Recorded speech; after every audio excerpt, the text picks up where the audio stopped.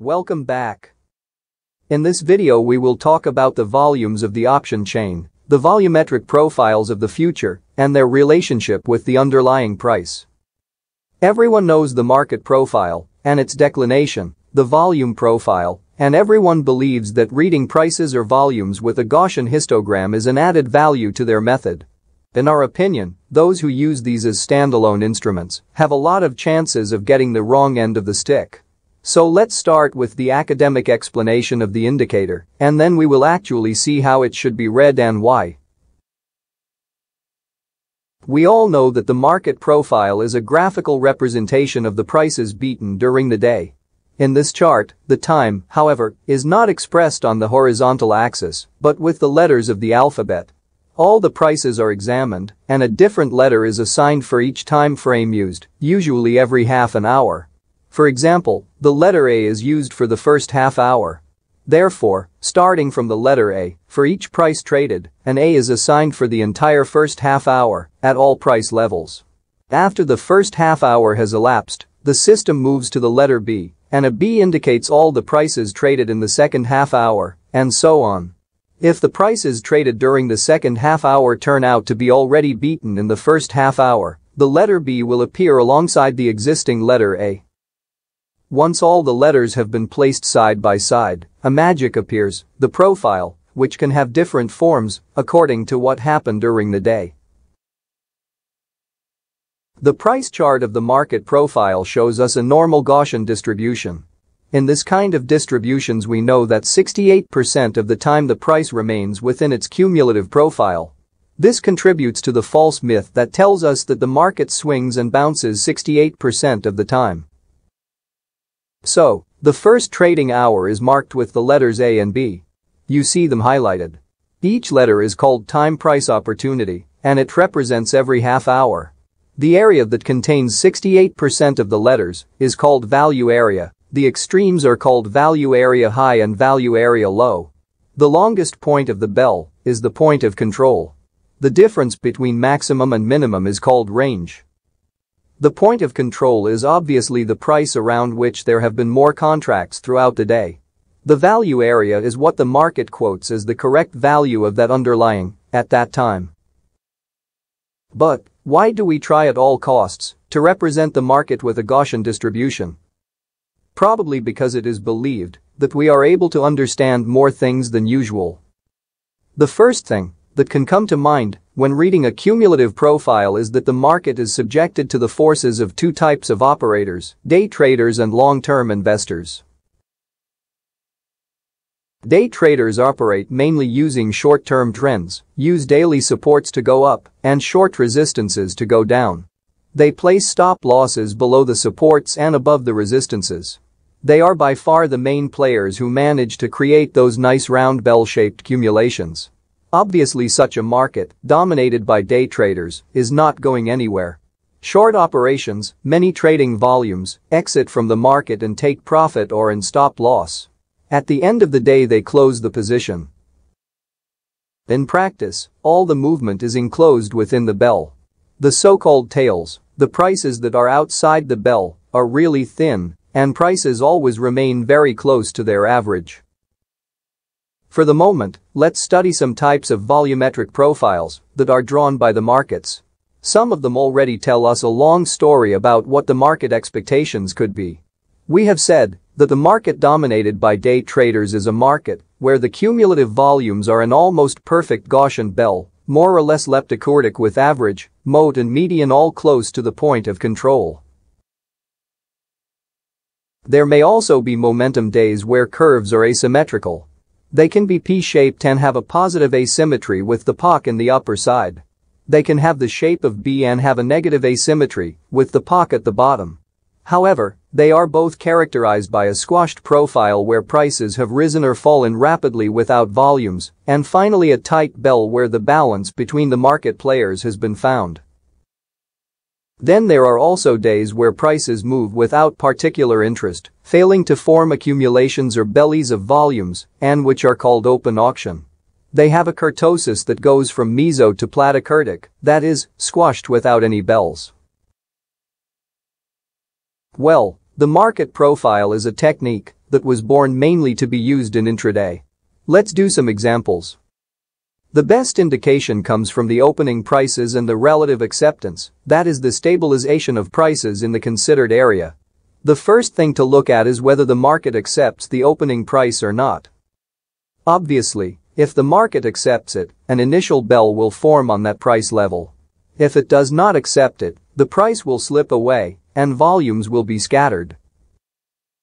In general, however, three basic situations are distinguished. The market opens within the value area of the day before. The market opens outside the value area of the day before, but still within the range of the previous day. The market opens out of the previous day's range, away from the POC and the value area. Let's make an example. Case 1. The market opens within the range and value area of the previous day. If the opening is accepted during the first part of the morning, it is probable that the market will swing within a trading range, limited by the supports and the resistances of the previous day. This kind of market is the so-called balanced market. Obviously, the best trading is to work against a trend, so long the supports and short the resistances. If, on the contrary, the price does not accept the opening area within the first 2.5 hours and even breaks the value area and the previous day range, it is clear that the market is unbalanced and directional. What should we not do in these cases? Go against a trend. Case 2. The price opens outside the value area, but within the previous day's range. If the market accepts the opening price with the usual bell of volumes, prices are likely to remain within the range, but with a slight rebalancing. We have to see where the new POC has formed, whether below or above the previous POC, still within the range. If prices are not accepted in the first 2.5 hours and break out of the previous day's range, it is very likely that the market will take a direction. Here too it is advisable to always take positions in the direction of the new balancing area and avoid counter-trend swing trading.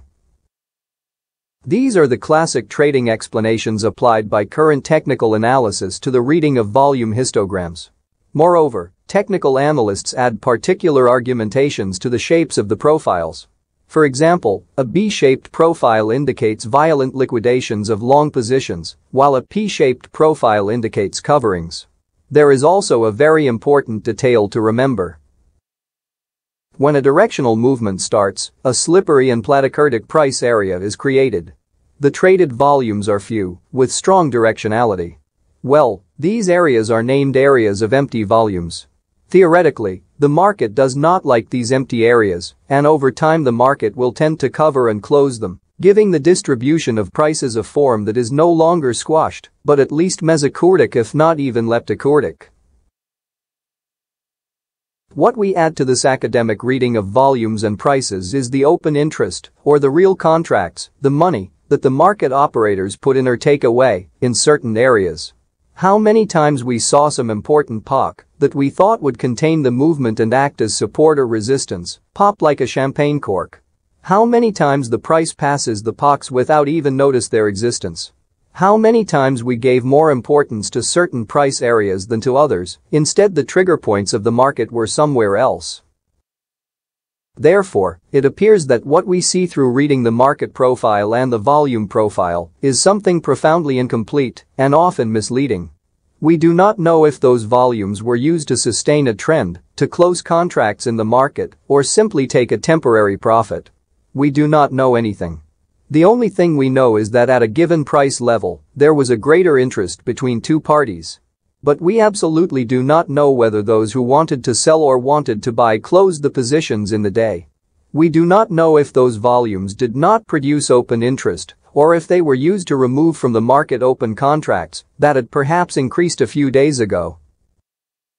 We do not know if the P-shaped cumulative is a POC of distribution or of an accumulation.